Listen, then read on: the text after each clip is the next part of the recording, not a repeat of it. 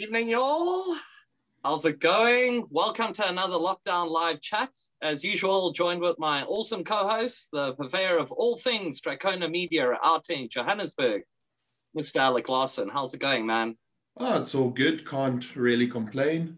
Moving into a new place next week, so that's always good and fun and stressful.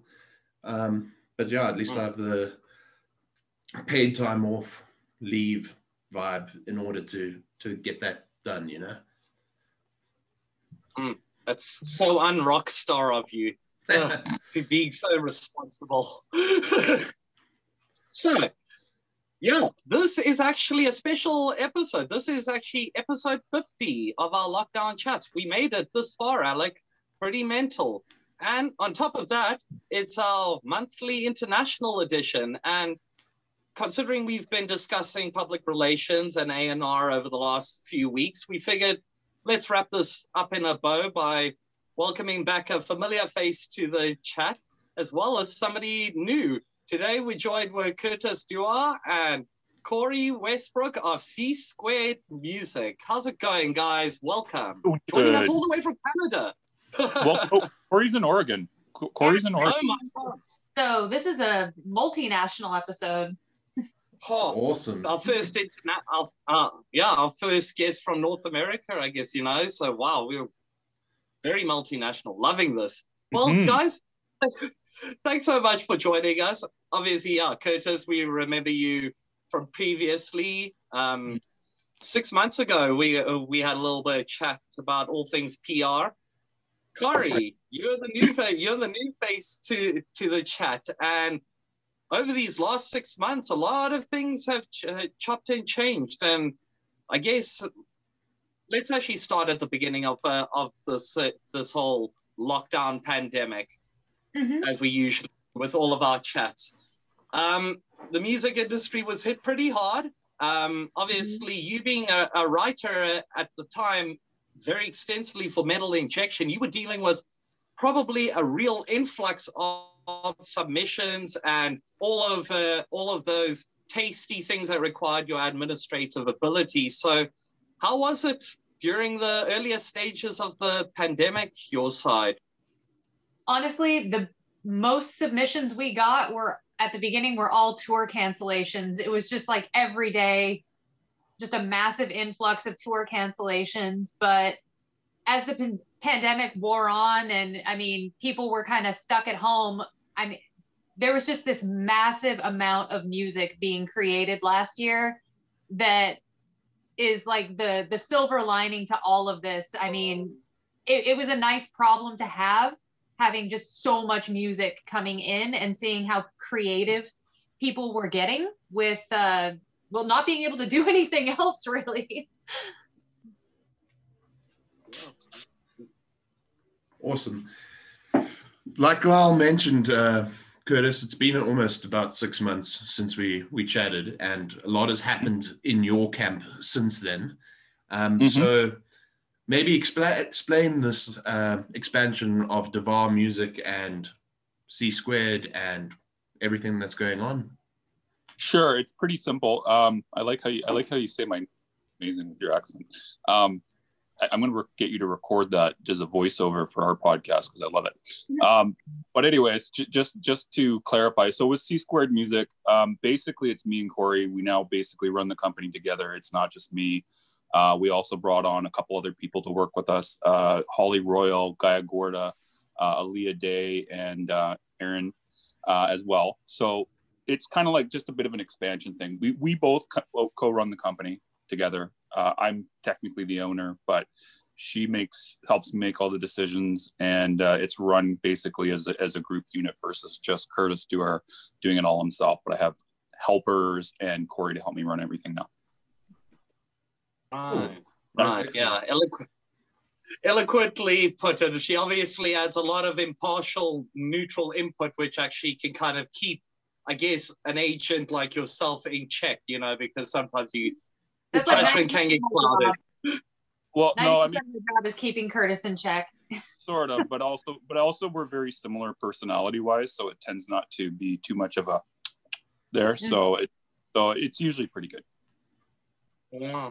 Well, I guess, yeah. I mean, yeah, like Alec mentioned, like I mentioned, when last we spoke, you basically, as far as the agency initially, you were focusing more on building the brand and expanding the reach of those bands that were on your client roster. Yep. Obviously now, but like expanding into C squared, it's kind of added a little bit of a different dichotomy because you've now added in a lot of other important factors within the music industry and within actual artist representation, things such as consultations and even A&R to a certain extent. So, I mean, perhaps you want to actually, for the purpose of being educational and all, sure. Perhaps actually explain why these elements are important, if not as important as public relations, in terms of bands being aware and, just representation in general. Sure. Okay. Well, I mean, we do have the other services, which I did omit to mention. That is true. I didn't mention the expansion of the services, but I mean, basically what we got right now is we do consulting for a limited number of people. That is not the same as PR because we're actually trying to help them do sales and social media on top of everything else. And it's not as like you're not doing a campaign. What you're doing is you're giving them steps to do. So what we do is we talk to the person, we figure out what they need to do this for the next 2 weeks. We give them a program of steps to do, and then we send them on their merry way. And if they need some help from us, we give them some help in between. Is the main thing with that. With the management thing, we only have, I think it's three. Management. Three? Is it three? Three. Yeah, three we got right now. But we're not really taking on too much of that because it's extensive, and we don't want to get too busy here. And then we're also doing a album launch. We're doing a compilation. And what am I forgetting, Cori? I think I'm forgetting something. So we've got the PR, the management, the consultations. Yeah. I think that's about it. We do our courses too. Yeah, the courses. Mm-hmm. Yeah, we also have an upcoming seminar that we're doing with Lindsay Schoolcraft next month. It's going to be on marketing mastery. I mean, we basically got our fingers in most of the pies. So like if somebody needs something, they can come to us for it and we can probably help them with it, assuming that they're at a certain level of quality. The key thing though is unlike some individuals, we won't just work with anyone. So if someone comes to us and they say, for example, I want to get consulting from you, we got to check out the music. If we don't like the music, we don't take it. It's just, that's the way it is. Also, if someone wants us to help them run ads for them, that was the thing we forgot about, Cori. Again, yeah, we do run ads. If someone wants us to run ads for them, again, we check out the music. If we don't like the music, and if we don't think their social mediums are set up, we will not do it. So there's a little bit of pickiness involved there, and we want to keep a certain quality there because we don't want to have every, a hand fart band come up to us, pay us $100, $200, whatever, say, run my ads. And we're stuck with that. We don't want that. So there is a quality factor involved there too. And I think I answered your question. 100%, definitely. So Cori, a lot of the people that will be watching us are probably like unsigned SA bands that don't really have a massive budget. So out of interest, as a person that's written for Metal Injection, is it impossible for a band like that to get noticed by like a reviewer such as Metal Injection, or should they just be grafting to get that extra budget to ensure that they can have PR so that they can get into a publication like that? Like what, from your perspective, is the sort of limiting factor of getting into a publication like that? PR is definitely helpful because each of us as writers, we have, either individual PRs like Curtis or PR companies that we're used to seeing things from, and we know what we can expect from those people. So in that respect, it's helpful. And plus, obviously, their contact lists are much bigger than a band will ever have on their own. But it's not impossible to get noticed by Metal Injection. I mean, I almost exclusively cover unsigned or very small bands. We cover unsigned stuff all the time. I know Metal Sucks does too. It just depends on the quality of the pitch and kind of how aggressive you're being. So if you send one out and you don't get a response, a lot of people are afraid to follow up or even just send something out every time they accomplish something because they don't want to be annoying.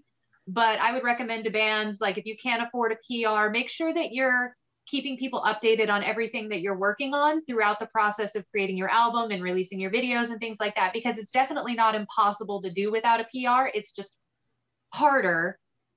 So PRs are definitely useful in that respect, but you can get some coverage on your own. Excellent advice. That was awesome. Well, let's stick on the topic of reviewing, Cori, because we're not done with that yet. Okay, so as a writer for Metal Injection, there's obviously a lot.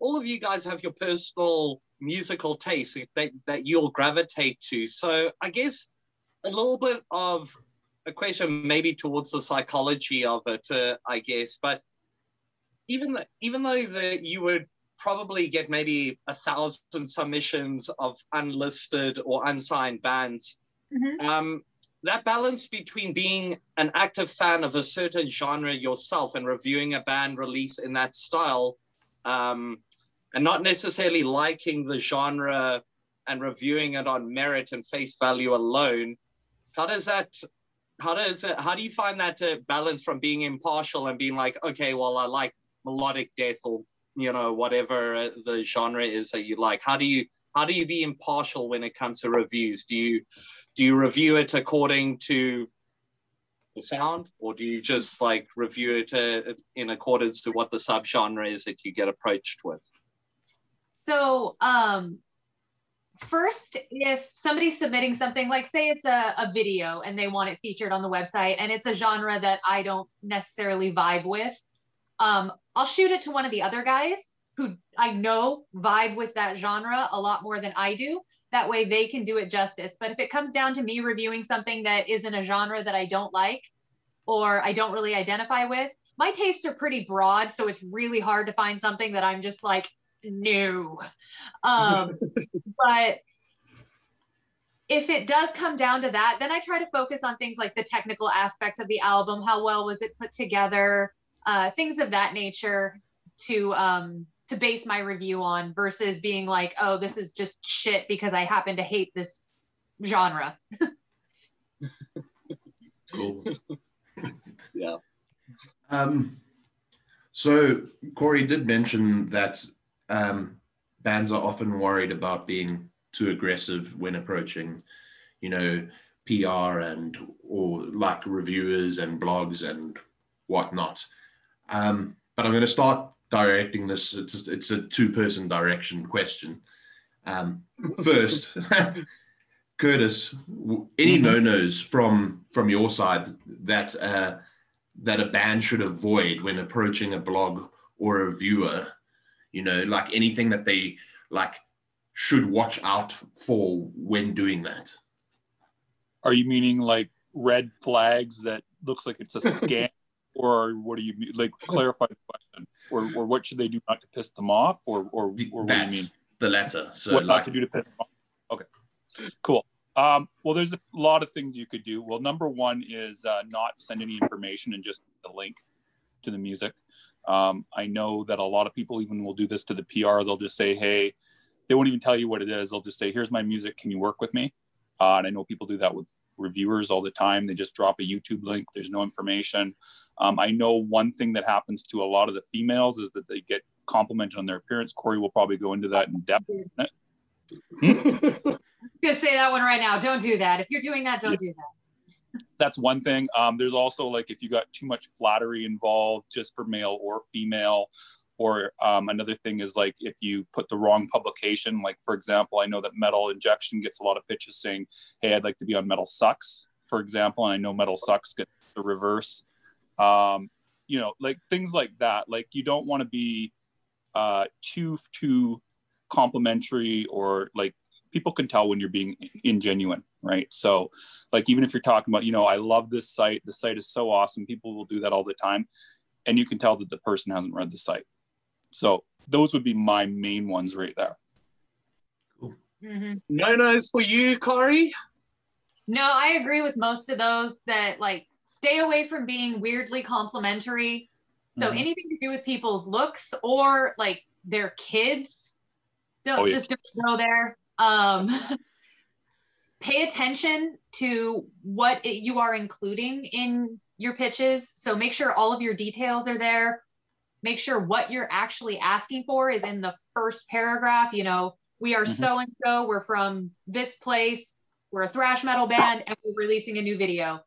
Just make sure all of that isn't up at the top, and you include your links, and that you pay attention to where you're writing to, because like Curtis said, I do get a lot of pitches for other publications that aren't Metal Injection, that it's very clear they just copied and pasted. Yep. So just don't do that. If you're going to copy and paste, just leave the publication out. Don't. Really? Length of a brief or a pitch, is there any point when it's like, okay, this is just ending up being over contrived waffling, I'm not interested, or like short and sweet? What versus? I definitely prefer short, but not short, concise but informative.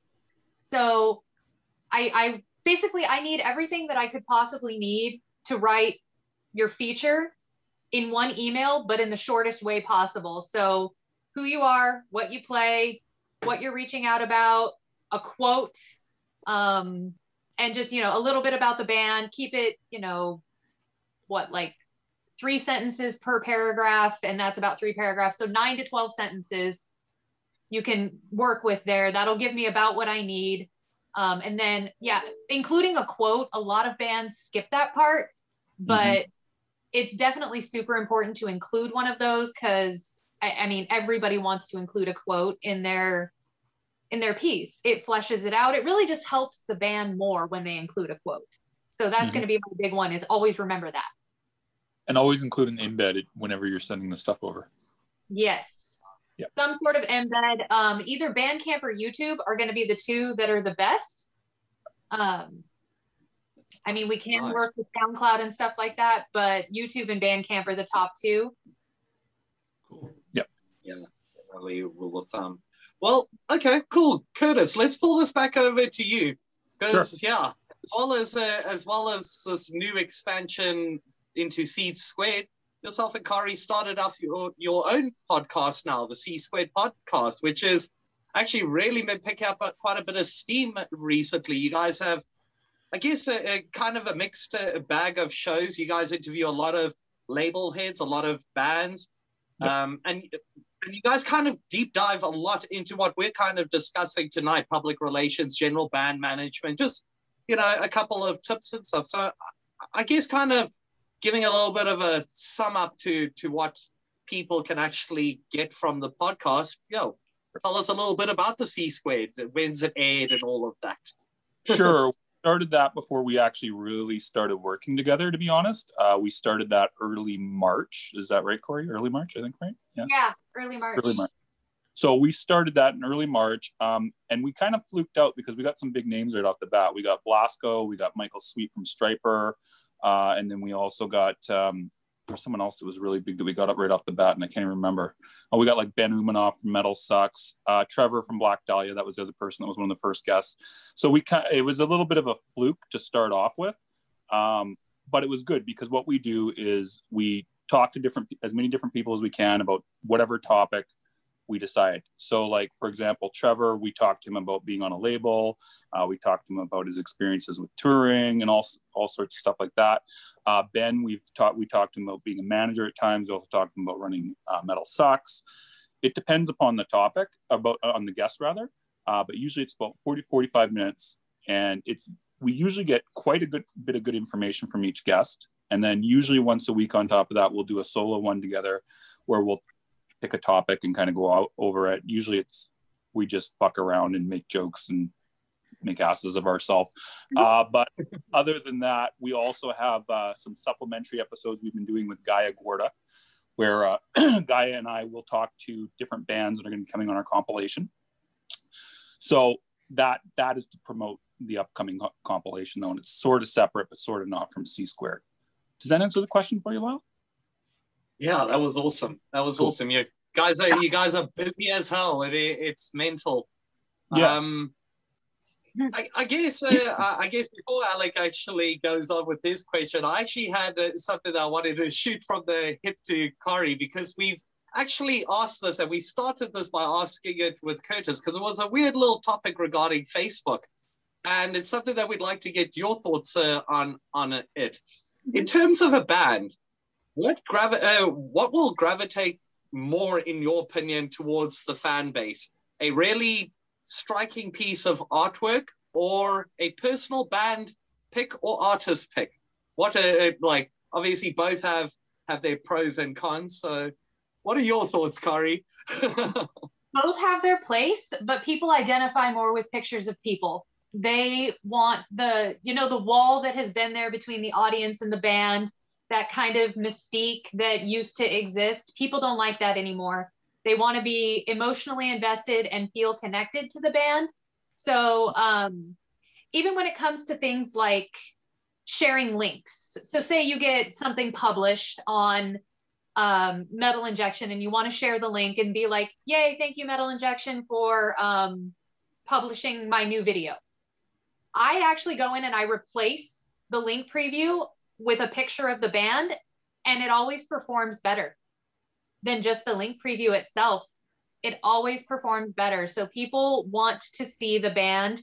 They also prefer candid shots versus always having stylized shots. So fun pictures of the band hanging out together and enjoying life, pictures of the band in the studio, behind the scenes action. People eat that up.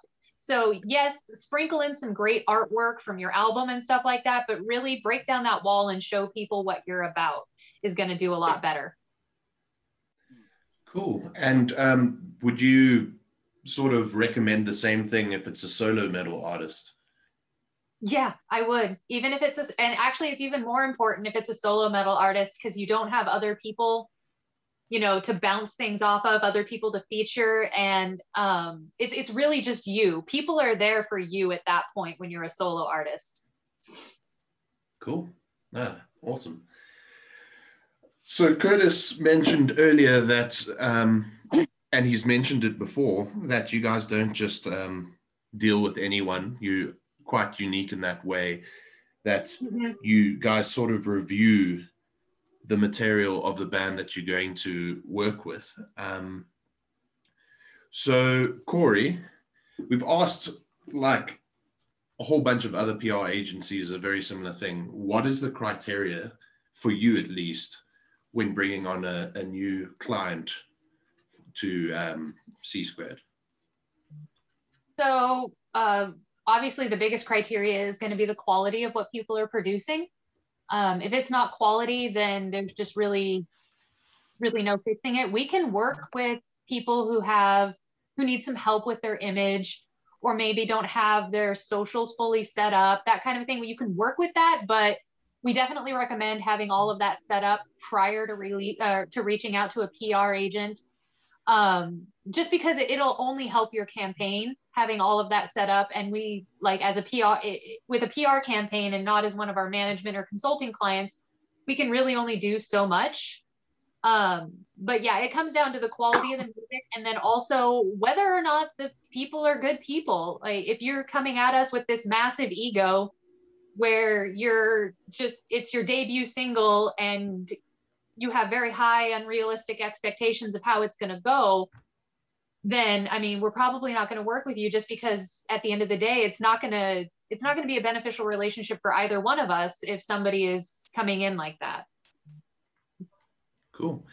Obviously, when you mention quality, it's kind of a difficult thing to judge, right? Because there are specific bands with like a more raw sound. So I use the example of like a raw black metal band. They they would still be considered high quality, even if their production is not necessarily great, right? Like, so the quality is based on what the genre is known for. Yeah. So Yeah. I mean, obviously having crunchy production works with raw black metal.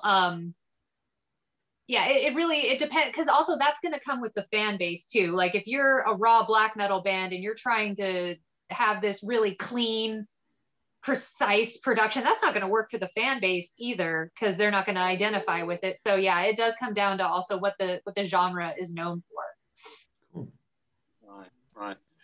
I'm gonna shoot a question from the hip, because actually, it was something that I saw recently. I was at a recording studio watching the Fallen Prophets do a bit of a jam session, and I thought to myself, let me just go log on to their profile and do a little bit of a live stream from there.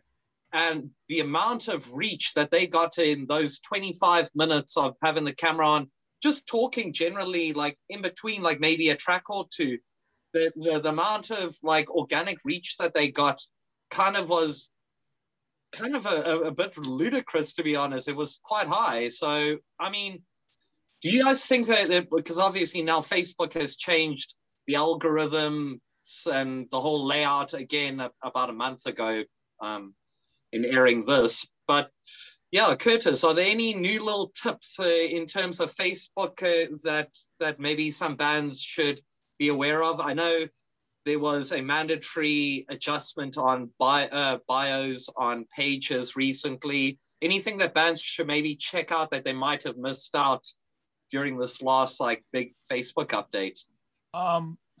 It's hard to say, because I mean, Facebook is one of those platforms I think is going to be kind of going away in terms of usefulness for bands. I mean, right now the reach sucks pretty much no matter what. Both me and Cori have been telling bands not to focus on Facebook as much as their Instagram or their Twitter or TikTok for that matter, just because the reach isn't there like it used to be.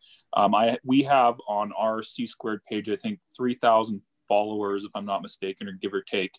And our reach every day on the posts we get, so let's say you do 2 to 3 posts, because we're sharing links, I probably do more than that, but just as an example, our reach is on average about 30 people a day. That's it. Mm-hmm. So yeah, you know what I mean? It's stupid. And the reason why I have to post, I have to post those links on Facebook, because the sites will get mad if I don't. But if I post the same link on Twitter, I'll get 1,000 people to see it. Mm-hmm. You know what I mean? So I don't really know what to tell you other than the fact that Facebook isn't that great. The main way I've seen to get a response is by asking questions and running surveys. Sharing your own shit doesn't really seem to do much nowadays. And I know Cori has said that the ads don't work as well anymore. So it's like, I wouldn't put too much time and effort in it. It's not a horrible platform by any stretch of the imagination, but if you're going to do lives and stuff like that, what I found seems to work best is if you do them in a group, because the group, more people seem to come to a group live versus like a page live. Like I've done lives on the former Doer PR page, and I've had like 5 people show up, but then I'll do a music marketing mixer group and I'll have 80 people show up sometimes. Right. But I mean, it all depends, because sometimes I'll have 5 people show up in that too. Right. So I don't really know what to tell you. Facebook is one of those weird things I don't really think are that valuable for promotion anymore. I think you do need to use it, but I wouldn't put my main energy in it. I would be using Instagram, TikTok, or Twitter. Yep. With use an Instagram with a nice link tree to all of this stuff, and just keep saying link in bio, even if you're an account that doesn't have that 10,000 like, which is the only way you're able to do that swipe up feature, by the way, where you can actually go directly to a site. And anyway. One more thing just to add on that with the Facebook thing, like if you have a large Facebook following, again, you should still be posting on there occasionally, but you should also be looking to build up your other pages as quickly as you possibly can, because you're going to get more reach, you're going to get more engagement, and it's just stupid nowadays, from what I can tell at least, to be putting too much time and energy into your Facebook page. Would you agree with that, Cori? Yeah, I would definitely agree with that. Really, the biggest benefit of Facebook anymore is the groups, like Curtis just said. So starting a fan group where you can interact directly with your fans. That's not really available on the other platforms. And then events.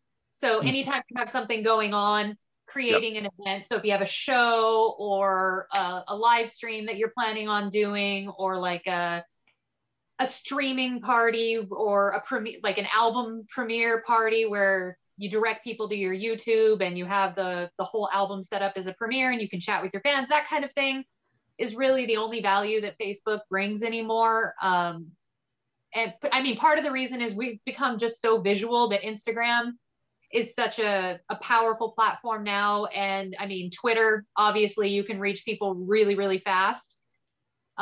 So both of those are superior to Facebook. Cool. There we go. So 2021, who would have thought we would have been like bad mouthing Facebook so harshly?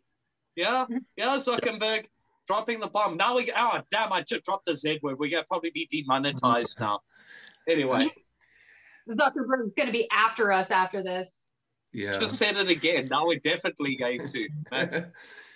It is interesting though that you mentioned that questions result in pretty great reach on Facebook, or better reach.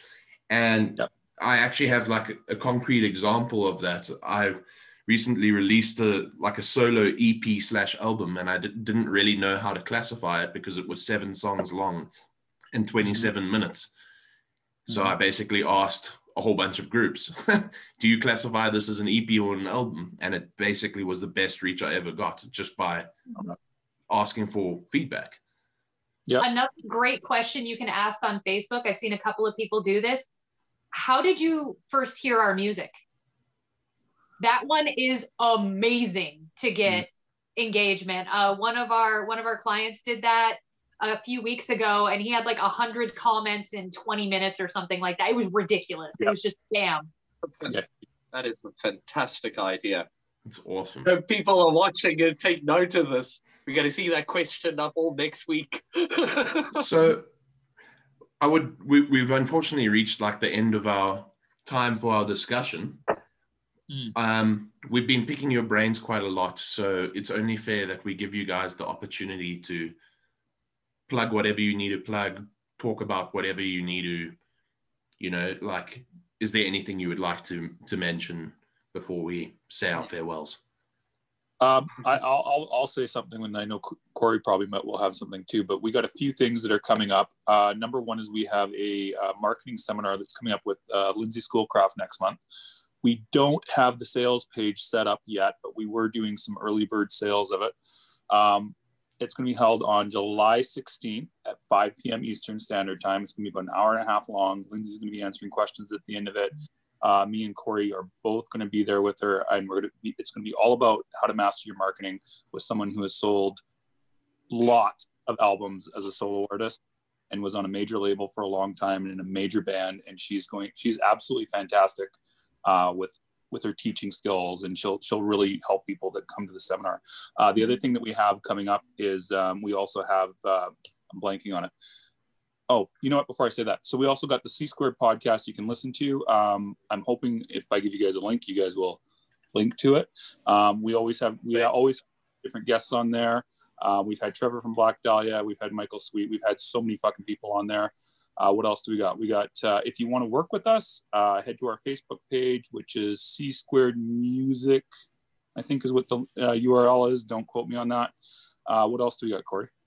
Email address for anybody who wants to apply. Sure. doerpr@csquared.info or rin@csquared.info. Yes. I'll let Cori. I think you covered pretty much everything. Come to the class. Lindsay's an amazing teacher. Listen to the podcast. We try to be amazing teachers, but half the time we do go off the rails, but there are still gems in there. I'm joking. We have a lot of great guests where we do our best to help the bands. And then, just follow. I mean, Curtis is always tweeting out tips. Join the music marketing mixer group on Facebook that Curtis started. There's a lot of ways to get help for your bands. And Curtis is a powerhouse of offering all of that help. So just go to those areas and soak up all the information you can. Awesome. Awesome. Thank you so much, guys. Cori, it's so good that you popped in to join us. Curtis, always a pleasure. Hopefully this is not the last of it. We will have you back in the near future for sure. And yeah, Alec, what do you say? Are we good for another week? We're definitely good. This has been a gold mine of information, and we really, really do appreciate the time you've taken to speak to us. You are welcome. Thank you so much, guys. Thanks again. And yeah, thank you to everybody that tuned in. We'll be back same time, same place on the interweb next week. Don't forget to like, share, and subscribe. That actually helps, even if it's on Facebook. And yeah, aside from that, keep safe, keep that social distancing. Hopefully this pandemic hoo-ha will be over in the near future. Thanks very much, guys. Take it easy. Laters. Bye. Bye.